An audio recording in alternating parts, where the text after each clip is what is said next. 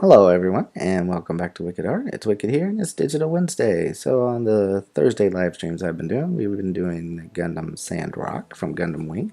So, I figured I'd make a little time lapse, explain my process on this. So, yeah, so first thing I did, I just started with this sketch in blue, and then I just went in and had lowered the opacity down on that layer so that I could come in and start refining it. So, when it comes to the refining layer, I just add a new one, and I just call that lines. And what I do on this one is I focus on, really making my lines straight, um, and part of the inking as well to kind of get some of those dark shadow areas, but really focusing on the detail of the image, right? So some areas that are completely covered don't need to be exposed. So like you can see around the neck, I just kind of filled it all in dark. But the other things I'm doing is just really focusing on straightening the lines, and putting like battle scar damage. So if you've ever watched Gundam Wing, they're made out of completely Gundanium. That makes them super strong compared to the other mobile suits, but they do get shot at a lot, and you see like the bullets ricochet and stuff like that. So what I was trying to do was just add little dinks and divots to where they would be receiving, battle scarring from the bullets and things that they're being shot at with. Um, Other things I was focusing on was, the details. So you can see how they're kind of just like triangular shapes here on the shoulder.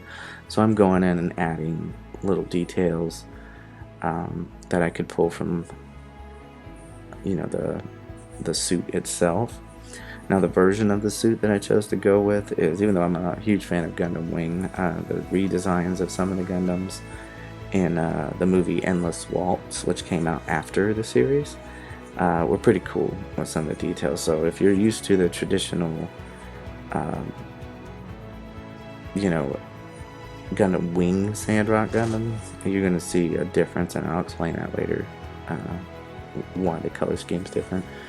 But yeah, I'm just going through and just really focusing on straightening these lines out, um, just because it gives it more detail. So we're kind of going for like a manga comic book look, and that requires a lot of the, not just the shading, but just the little nuanced details, so that's scarring and stuff like that. So I'm just really taking my time, since it wasn't like a full tutorial video, unless you stop by to watch the live stream. I just figured, since I had pretty much all the time in the world, I just would really take my time. So you can see there's certain points where like that blue line just kind of disappears, and what I try to do with that is, get a sense of how it's looking. So I would just turn that layer off, zoom out, look at it, see how it was doing. It's always a good idea to go ahead and back off the image and just kind of see how everything works. Another thing that you can do to kind of help, see how your line work is, I didn't do too much in this one, but you can flip your canvas and, get it. What it does is it kind of changes your eyes view on what it is that you're drawing.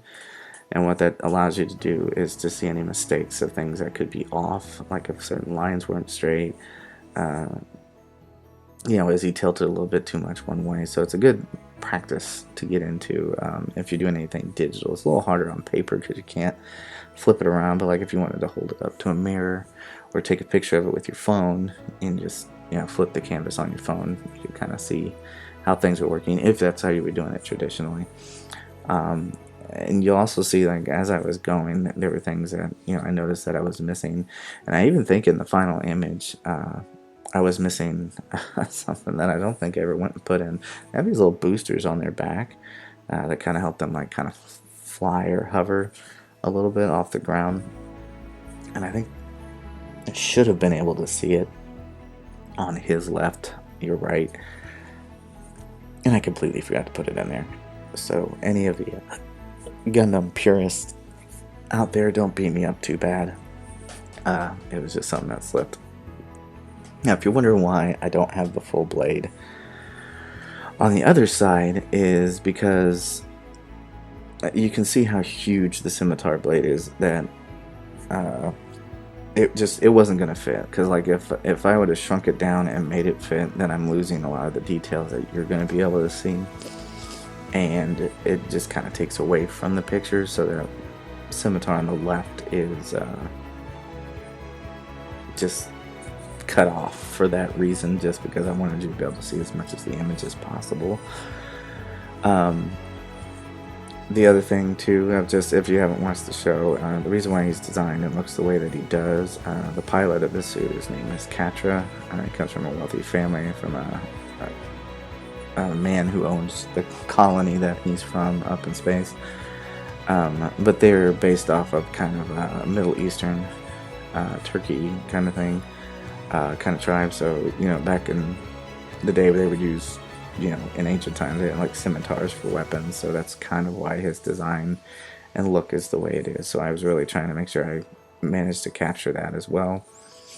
But yeah, just going through and just really making sure you take your time with the line work, because that's going to be the most important part. The coloring is a second nature. It doesn't really, it helps boost the overall design, but your line work is what's going to sell it, because then, as you can see here,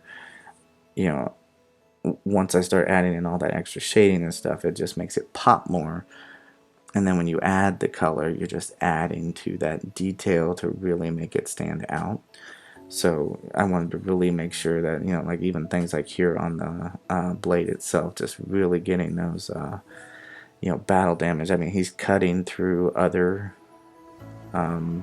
mobile suits and stuff, which would damage his weapons, even if that's made out of Gundam itself.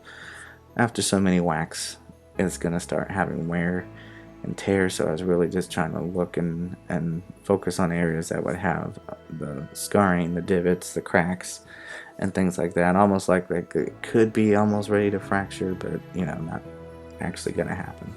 So then I moved on to the coloring. So what I did was just went to the line layer and selected it with the magic wand tool out in the open space, and then created a new layer and added that as a mask by hitting the mask button.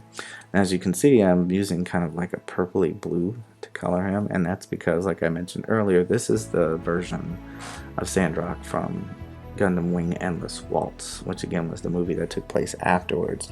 So in the TV show, he has just black and gold and red, but in the movie it was blue and red and gold instead. So I really wanted to go more for that design.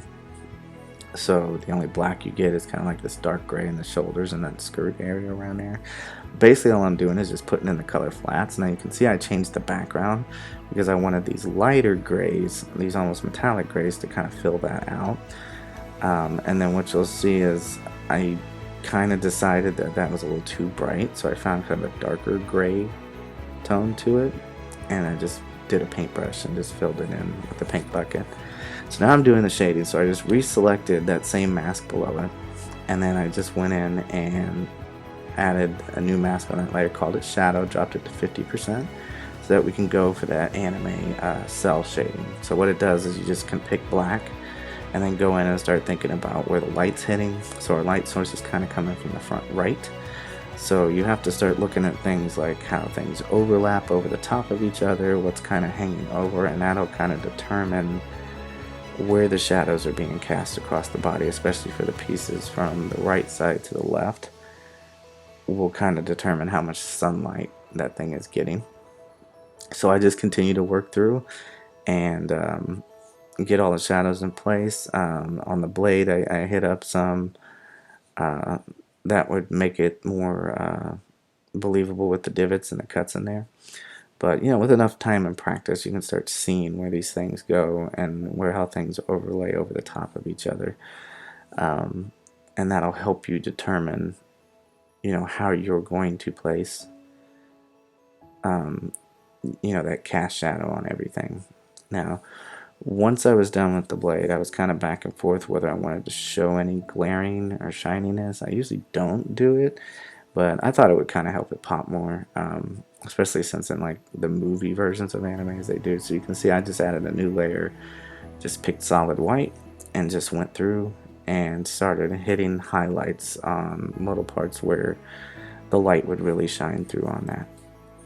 So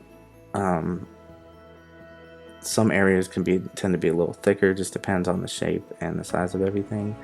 But what it does is when you back off the image, it really helps to bring it more to life with the lighting. Like, I could have added a cool background, but I just really didn't have the time to do all that craziness. But I really thought that this helped, and so just, practice lighting and stuff. You can learn that from comic books and things like that. But yeah, overall, I think it really helped, turn the image out good. I'm happy with it. I hope y'all learned something from it. And till next time, I'll see you in the next one. Remember to keep sketching, and y'all have a good day. All right? Bye.